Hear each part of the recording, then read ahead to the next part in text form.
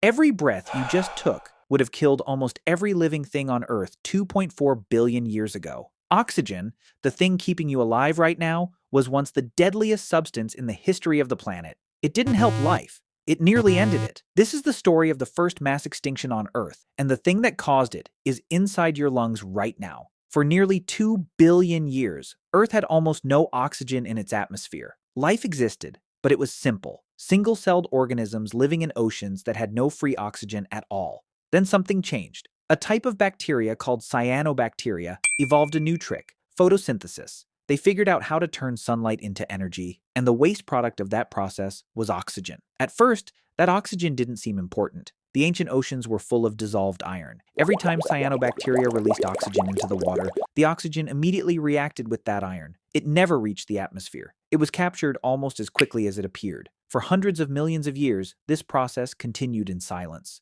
The oceans acted like a giant chemical filter, absorbing the oxygen being produced day after day, year after year, million year after million year. And while this was happening, life kept evolving in a world that still looked completely oxygen-free. If you could have visited Earth during this period, it would have felt alien, beyond recognition. There were no trees, no grass, no animals, no insects, no birds crossing the sky, no fish swimming through coral reefs. The continents were barren rock. The oceans contained almost all known life, and every organism on the planet shared one thing in common. None of them needed oxygen to survive. In fact, many of them would have considered oxygen a deadly contaminant. That sounds strange because we think of oxygen as life itself. But chemically, oxygen is extremely aggressive. It reacts with other molecules easily. It can damage proteins, destroy cellular structures, and interfere with the biological systems that keep cells alive. Today, your body spends enormous amounts of energy controlling oxygen and protecting itself from its harmful side effects. But the organisms living billions of years ago had no such defenses.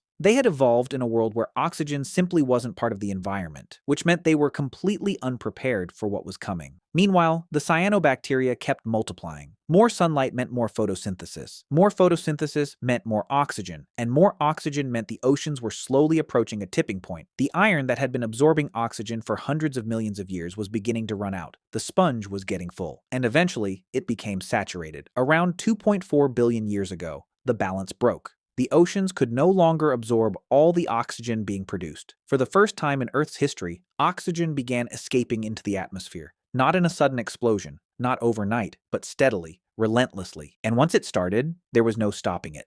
This moment is known as the Great Oxidation Event, one of the most important turning points in the entire history of life. Because from the perspective of most organisms alive at the time, the atmosphere was becoming poisonous. Imagine waking up to discover that the air around you was slowly changing into something toxic, a substance that damages your cells every second you're exposed to it, a substance spreading across the entire planet, a substance you cannot escape. That is essentially what happened. The rise of oxygen transformed Earth's environment into a hostile place for much of the life that already existed. Scientists still debate the exact scale of the destruction, but many researchers believe this may have been the largest extinction event our planet has ever experienced, potentially larger than the extinction that killed the dinosaurs. Entire groups of microorganisms that had dominated Earth for billions of years suddenly found themselves fighting for survival. Some disappeared completely. Others retreated into environments where oxygen could not easily reach them. And surprisingly, some of those ancient survivors are still with us today. Even now, there are microorganisms living deep underground,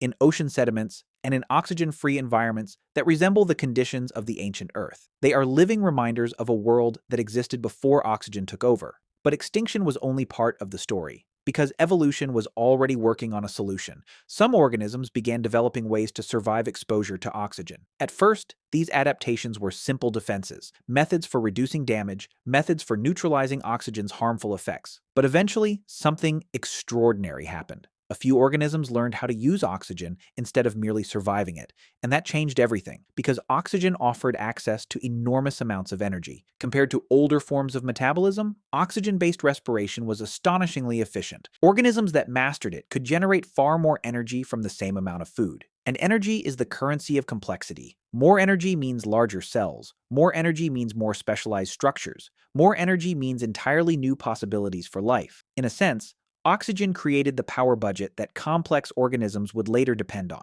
Without it, the evolution of plants, animals, and eventually humans may never have happened. Every heartbeat in your chest depends on this ancient innovation. Every thought moving through your brain depends on it. Every movement of your muscles depends on it. Your body is built around a biological strategy that emerged from one of the greatest environmental crises in Earth's history. But the story contains another twist, because oxygen didn't just transform life, it may have transformed the climate as well. Before the Great Oxidation Event, Earth's atmosphere contained much larger amounts of methane. Methane is an extremely powerful greenhouse gas, far more effective at trapping heat than carbon dioxide. It helped keep the young Earth warm despite the sun being significantly dimmer than it is today.